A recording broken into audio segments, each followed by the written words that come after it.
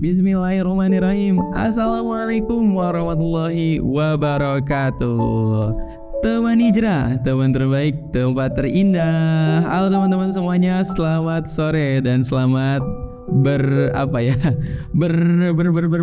bersama kembali di YouTube-nya Teman Hijrah. Oke, mudah-mudahan teman-teman semuanya sudah dalam keadaan sehat, dalam keadaan baik, dalam keadaan yang Allah selalu limpahkan keberkahan. Amin amin ya Allah ya Rabbal alamin. Gimana puasanya sampai sore hari ini? Mudah-mudahan lancar ya. Sore hari ini seperti biasa kami hadir lagi untuk menemani sore menuju berbukanya teman-teman semua. Nah, sore hari ini spesial banget, kita mau ngebahas tentang sesuatu hal yang terkadang bikin kita jadi gak adil atau menyalahkan Allah Subhanahu wa Ta'ala. Allah tuh gak adil kayaknya dalam hidup kita. Kata-kata itu kadang sebagian orang sering mengatakannya disebabkan karena tidak menerima keadaan yang terjadi dalam kehidupannya. Mudah-mudahan sih kita semuanya nggak ada ya yang begitu. Kita selalu berhusnuzon bahwa semua yang sudah Allah tetapkan dalam kehidupan kita itu pasti yang terbaik untuk kita. Maka sore hari ini kita mau ngebahas tema tentang berdamai dengan takdir. Wah, nanti ditulis di sini. Berdamai dengan takdir ya.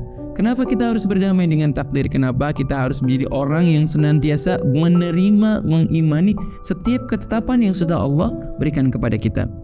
Ya, semua takdir itu baik. Dari Anas bin Malik radhiyallahu anhu, Rasulullah sallallahu alaihi wasallam bersabda, "Ajibtu lil mu'min, innallaha la yaqdi lil mu'min qada'an illa kana khairan lahu." Aku begitu takjub pada seorang mukmin. Sesungguhnya Allah tidaklah mentakdirkan sesuatu untuk seorang mukmin melainkan pasti itulah yang terbaik untuknya. Hadis riwayat Ahmad. Teman-teman yang dirahmati Allah Subhanahu wa Ta'ala, setiap takdir yang terjadi dalam kehidupan kita itu sesuatu yang pasti baik menurut Allah Subhanahu wa Ta'ala. Walau terkadang dalam sudut pandang kita itu terasa menyakitkan, itu menguras air mata kita, itu menghabiskan energi kita, materi, ya, kemudian mental dan lain sebagainya. Tapi yakinlah semua yang Allah sudah tetapkan dalam kehidupan seorang mukmin itu pasti yang terbaik dan akan membawa kebaikan ke dalam diri kita. Sudah jelas tadi ya disampaikan oleh Rasulullah Sallallahu Alaihi Wasallam. Bahkan dalam Quran surah Al-Baqarah ayat ke-216 Allah Subhanahu Wa Taala juga mengatakan, wa asa an takrahu syai'an wa huwa khairun lakum wa asa an tuhibbu syai'an wa huwa syarrun lakum wallahu ya'lamu wa antum la ta'lamun. Boleh jadi kamu membenci sesuatu, padahal sesuatu yang kita benci itu justru yang terbaik untuk kita menurut Allah Subhanahu Wa Taala. Dan boleh jadi kita mencintai sesuatu, padahal sesuatu yang kita cintai itu ternyata sesuatu yang buruk untuk kita dan buruk di hadapan Allah Subhanahu wa Ta'ala. Allahu ya'lamu wa antum la ta'lamun. Allah yang tahu segala-galanya. Allah yang tahu semuanya, sementara kita manusia nggak punya kemampuan apa-apa untuk tahu. Maka cara terbaik untuk menyikapi setiap ketetapan yang terjadi dalam kehidupan kita adalah dengan cara menyiapkan hati ya yang tenang, yang dipondasikan dengan iman kepada Allah Subhanahu wa Ta'ala. Yakin deh kalau dilihatnya dengan iman, maka yang hadir adalah husnuzon kepada Allah. Kita menyadari, kita memahami Allah tahu persoalan dalam kehidupan kita, Allah tahu ketetapannya yang Allah takdirkan untuk kita. Maka tatkala Allah menguji kita dengan ketetapan itu, yakin kepada Allah, Allah sudah siapkan juga solusinya. Maka ujian keimanan itu adalah ujian bagaimana keyakinan kita kepada Allah Subhanahu wa Ta'ala. Ujian di mana kita bisa bersabar dengan setiap cobaan yang Allah berikan.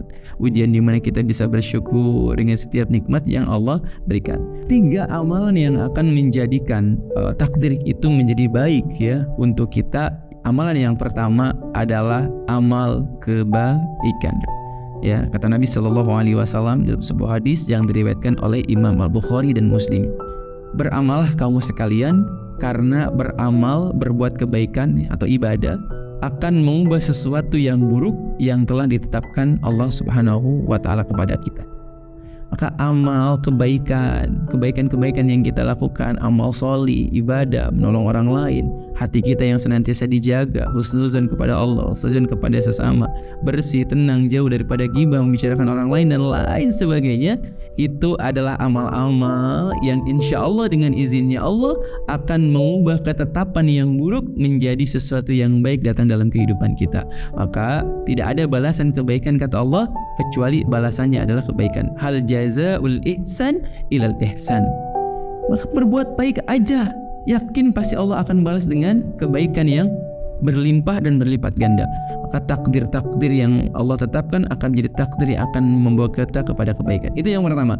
Amalan yang kedua yang akan menjadikan takdir kita menjadi baik adalah sedekah.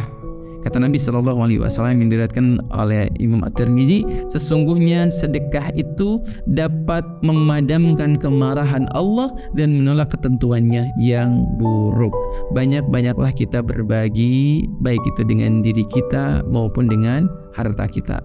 Sedekah kalau tidak punya harta bisa dengan jiwa raga kita, dengan senyuman, ya, dengan fisik kita, dengan ibadah yang kita lakukan, maka dengan harta yang kita punya, itu semuanya insyaallah dengan izinnya Allah Subhanahu wa taala dapat menolak ketentuan yang buruk. Dan yang ketiga yang akan mengubah takdir itu menjadi baik adalah doa kita kepada Allah Subhanahu wa taala. La yaruddu qadara illa doa. Tidak ada yang dapat mengubah takdir kecuali doa. Maka kata Allah Subhanahu wa taala apa? Ud'uni astajib lakum. Berdoalah kepadaku, niscaya aku akan kabulkan permintaanmu. Kita tuh banyak masalah hidupnya, teman-teman. Kita tuh banyak kurangnya dalam kehidupan ini. Kita tuh nggak punya kemampuan apa-apa dalam kehidupan ini. Maka banyaklah meminta kepada yang memiliki kehidupan ini. Banyaklah mengangkat kedua tangan memohon kepada Zat yang menciptakan kita, yang memiliki dunia, yang maha kaya dengan semua yang diciptakannya, dengan semua pengaturan rezekinya, baik di langit maupun di bumi, yang menciptakan surga. Minta sama Allah apa yang menjadi kebutuhan kita.